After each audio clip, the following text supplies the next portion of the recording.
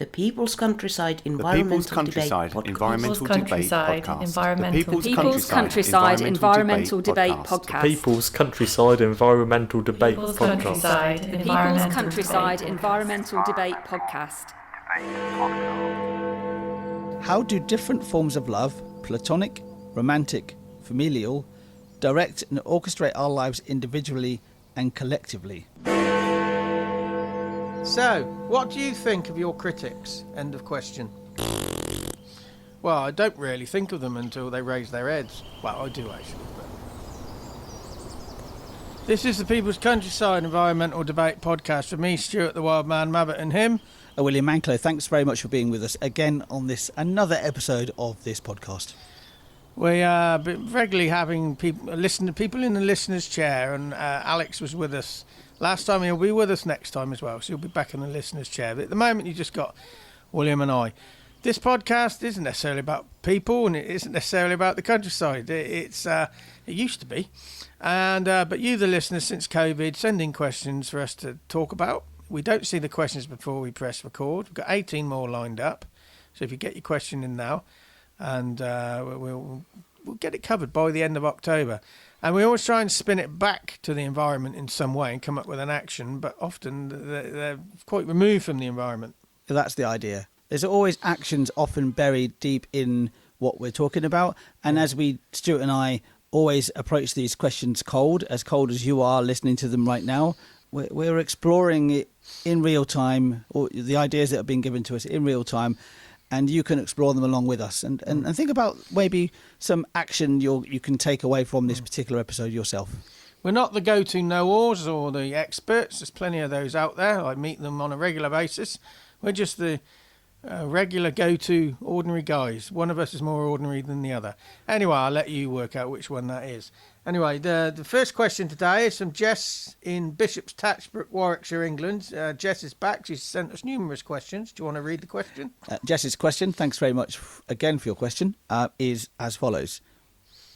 How do different forms of love, platonic, romantic, familial, direct and orchestrate our lives individually and collectively? Well, I always could think that the basis of good life is love in all its forms. Yeah, and particularly for the environment around you. I think it can be, it can give you energy. It can be a distraction. It can be a leveler. It can be a prioritizer. I mean, I've known lots of sports people that struggle with this this emotional side. It distracts them. But I've known lots of sports people that need that. Gives you grounding. But is there a difference? So you got romantic, you got platonic, and you got familial. Well, we are group beings. It might need a dig into what love is. It could be an attachment, which can be a positive or a negative. Is there a difference between these? Familial is like family ties. Platonic and romantic, I would say the first word that comes to mind with that is it fills a need. Yep. Very often, I'm not saying somebody is needy, but when they find this, it fills a need that they may or may not have had on an ongoing basis. The familial, your family are sort of lumbered with, you know, and it's sort of like if you go in a family that gets on, great. If you're not, you feel lumbered. To some degree, yeah. But, you know, sometimes the best form of love is to walk away from situations, because you can end up in a situation where you're maybe trying to mediate between two members that aren't talking to each other. That the way you can express love in that situation could be that you just walk away and allow those two people to actually even communicate with each other within a family. Do you believe blood is thicker than water? So No, with that I mean, you know, some families put pressure on other family members saying your friends are important, but we're blood. But if you don't get on with your blood, yeah, your friends are actually, in some ways, aspects in life, just as if not more important. I think there's an assumption that family love each other, and I think that can come from an individual's perspective. I was just thinking again, like that we talk about a lot of subjects where these are quite generalized subjects where actually really we should be looking at the micro rather than the macro level, and thinking about individuals and how they actually even feel about love and how they express love. I mean, I know that some people can feel very ambivalent about it, you know. I mean, so the question goes on to say, how do the different forms direct and orchestrate our lives individually and collectively? Well, I think we've looked at that individually in the sense of there may be a need at a certain point in your life. It gives you stability. Collectively, when you put the collective in there, it really does go off in some places, directions that you can't imagine. No. I mean, you can... And we follow like sheep, and you get caught up in a collective habit. Yeah, you can think about idolization of celebrity, idolization of leaders, for example. That, in some ways, is a form of love, isn't it? But it's misdirected, I always feel. But I remember somebody once saying to me that if somebody in the public eye dies who you've enjoyed their work, you know, why are you emotional when they pop their clogs? Because you didn't know them. Do you think that's true? Do you think that's idolization, or do you just think somebody's in the public eye has resonated and have formed a key part in your life? And so do you need to know somebody? You're kind of bringing it around to where I wanted to bring this discussion around to, which was the fear of our own mortality. And I think love actually comes into this, you know, that they like, whether or not you did or did not know the person who has died, that love in that way is an attachment that can be a real negative in your life. You know, that I know people that have lost I've lost a person very close to them, maybe a family member especially, or a spouse, that they go into, they grieve almost the rest of their lives, and they don't feel they can move on because, you know, it's a betrayal of that love for that person. So I think, I think individually and collectively, the different forms, they can offer opportunities and they can also offer barriers. Like a lot of things in life, right? Yeah, and baggage. But how do we spin this around to an environmental angle? What is our collective? Do we have a collective love of the environment and the world around us? One of my things that I always recognise in myself, and I think more people should recognise and think about, is how we treat animals in particular. Like, these are good animals, these are bad animals. You know, we had a question a few years ago, which was the whole concept of magpies being evil, if you remember that. It was Becky from Wembley, if you remember.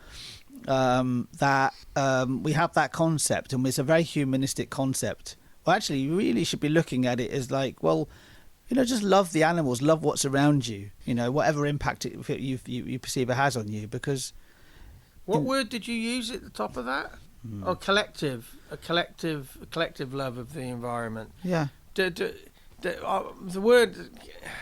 I don't think there's a universal love of the environment, because I've met some people who just don't like being what they consider out in nature. But, you know, even when we're in this bungalow where we're recording now, I remember seeing this is nature. I remember seeing a Facebook comment a few months back talking about green spaces in cities, and they said their concept of a city is just concrete and tarmac. They don't want any greenery at all, for whatever reason. They didn't go into those details. So it's not a universal connection with it, no. But there's a collective. It's just like the critical mass. It's sort of like there's enough of us. So I think there's a collective appreciation of nature, the environment, but that appreciation doesn't necessarily mean we understand that connection. I think I would say my action already from this question is, think about your own connection to nature and what it is. What connection means. What that connection means, and where do you draw that line of connection? You know, so you see ducks in a pond, sort of thing. So it seems it's quite romanticised in some ways, but pigeons, grey squirrels, crows, foxes, muntjac deer, whatever's your biggest irritant. Because I know somebody who got very irritated by the fact the muntjac deer ate all their tulips. Explore that connection. Why do you have that reaction, and can you turn that into something more positive? My action would be like in the question. Do certain things orchestrate our lives individually and collectively? It's just stand back and observe and see, well, if something's being orchestrated, is this being doing on an individual basis, or are you doing it to conform with the people around you? So just question. Anyway, I don't think the next questioner has ever sent a question in before, but then again, they may have done. We have so many. It's Luna from San Jose del Cabo in Mexico. Yeah, Mexico, yes. Have we had a Mexican or somebody from Mexico send in a question before? I'm not sure, but where is that? It's in Mexico. Yeah, but where about in Mexico? We always seem to be on the peripheries of countries and the arsehole of nowhere. Well, we've got somebody who lives right down in the bottom, almost as far south as you possibly can go without being in Antarctica. Yeah. Yeah, a lot of our audiences live in extremes. So San Jose del Cabo, yes? Yeah. Mexico. That's the worst Mexican accent I've ever heard in my life, but here we go. It is... yeah, this is right down... No, I think we have had somebody from this part before. Okay. I don't know if it's the same person. But yeah, it's on the California peninsula, the Baja California. There's like the huge peninsula that goes down the western side of North America. It starts in America itself. I think it's all in Mexico, but San Diego's right at the Tijuana. Is it Tijuana? And San Diego right at the northern end of it. I've just had a look back. I don't think we've. Luna's sent in a question before, but I think we've maybe seen the location. Yeah. Of where Luna was. Didn't look at the question, saw the location. Have looked it up previously, maybe. That's a very, very good point. Yes. Okay, so I'm going to read this question just for a change. It's a long question, so be careful. Okay. So, what do you think of your critics? End of question. Well, I don't really think of them until they raise their heads. Well, I do actually, but. What do you think of your critics? Well, I just blew a raspberry. That was a little bit flippant, but that's kind of what I think it often. I mean, you can definitely get good insights from your critics if you really listen to what they say. You can spot trends, for example, that you might get some ideas from a critic that you won't get from somebody who really likes what you do. Do you find you do things with a critic in mind, thinking, well, I won't do that because you're going to get a negative reaction, or you're looking for positive reaction from your critics? No, well, the good example of that. The good example of that is this podcast. I mean, I always try and remain balanced in what I say, but that's more from the fact that that's reflecting who I am rather than trying to think of a critic. Because if you're always thinking of having the critic in your mind and what they might say about what you're saying, you don't say anything. You're not even going to say anything. Well, you're going to really modify it. I had a really interesting discussion with, or I record something recently where it was a discussion with somebody I didn't work with directly, but it was like a voluntary role, and this person was so like PC that they whatever they said, if you reply, however you replied to them, they would go, oh, I didn't mean it that way. Oh, no, I didn't mean it that way. No, sorry, I'm sorry, I didn't mean it that way. And they were so almost like they probably needed a chiropractor how much they were bending their back. So critics, I don't really think about critics. I think I'd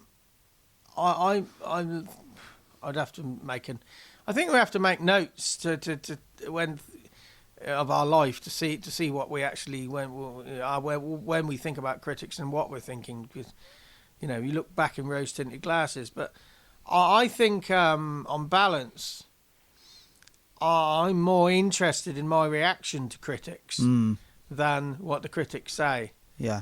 I'm intrigued in why I react in that way, because that might inform why I'm doing something. Am I doing something to piss somebody off? Am I doing it for approval? you have to question yourself all the time because we're selfish little fuckers. Yeah, and I try and take as a That one will be bleeped out. take it as an objective point of view as possible from your own work. You often with whatever you do is it's almost like try and see it as somebody else that's doing it. So then you can actually almost be you can be an observer of your own work. Yeah. What I often find is when somebody's really close to what they're doing, criticism actually hurts more because they're actually, they're too close to it. We know somebody, both of us know somebody who often posts up on their own Facebook the critical comments on their YouTube channel. Oh yeah. And I did actually ask them for that. The reason why they did it, it was almost like, this is just to highlight what somebody's saying. I think and they always reply to those messages. And I think to myself, well, if you had all that energy, take all that energy and put it into your work. Whatever you're going to do, there's going to be people who do not like what you do. Always will be. You're never going to please absolutely everybody. If you please absolutely everybody, you're basically making the most blandest, most boringest thing ever, and you're basically just making crap yourself. You're not making something that means something to you. There's a particular band I've got in mind at the moment, which is I've got a familial connection with one of the people who are in the band, and I like what they do. And if they were sat in front of me right now, the advice I would give them is don't think about your critics too much. Carry on doing. I can tell that what you've produced so far comes from you. It comes from your own soul and your own creative soul, as it were. Don't ever veer. Don't veer from that, and just create what is right for you at that moment in time. It could be something very different to what you did in the past, and could be something something very similar. That's absolutely fine. Whatever is right for you. And if somebody criticises that, just see it as like, but that's just somebody's opinion at the end of the day. Yeah. Spinning this round to an environmental angle, I would again, as often one of my actions is question. If you care about the environment and you're pro-environmentalist and you live sustainably, what's driving that? And